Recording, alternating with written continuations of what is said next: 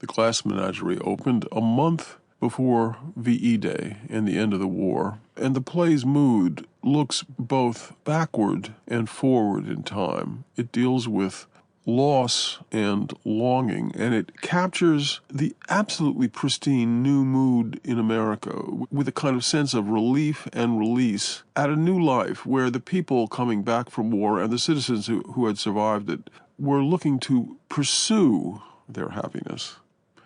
And the struggle of Tom in The Glass Menagerie is the struggle of someone to get out of what he calls a 2x4 situation, trapped at home with a desperate mother and a fragile sister, and the son champing at the bit to claim his talent, to be allowed to find and be himself.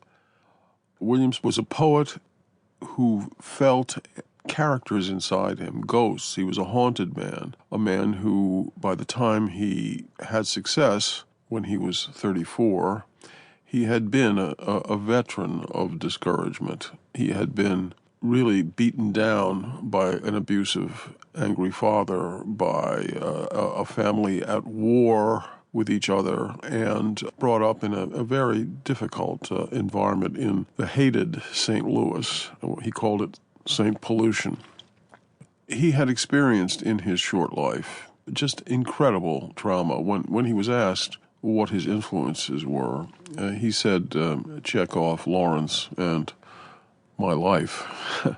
And really, he continued to write and rewrite his life and his struggle to claim both his talent and his literary identity and his sexual identity. He was the grandfather, really, of gay liberation in some ways, but something that came very late to him because of the very repressive nature that he grew up in St. Louis.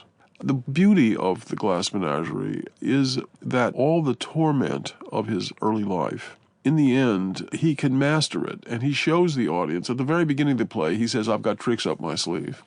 And the play essentially, like great magicians, shows the audience the trick as well as announcing it.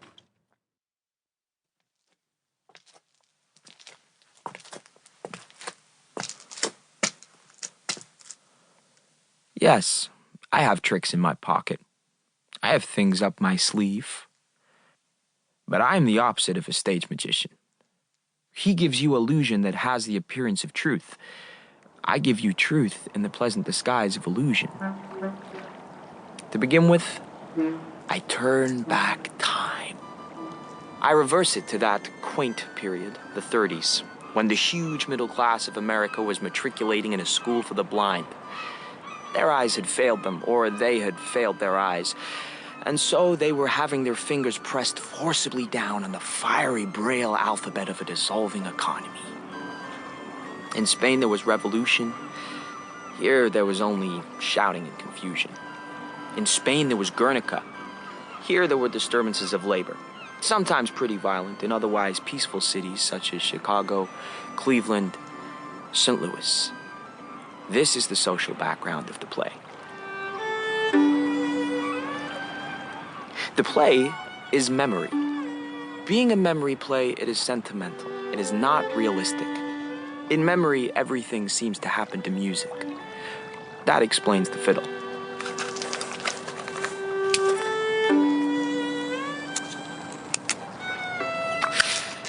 I am the narrator of the play, and also a character in it. The other characters are my mother Amanda, my sister Laura, and a gentleman caller who appears in the final scenes. He is the most realistic character of the play, being an emissary of a world of reality that we were somehow set apart from. But since I have a poet's weakness for symbols, I am using this character also as a symbol. He is the long-delayed but always expected something that we live for.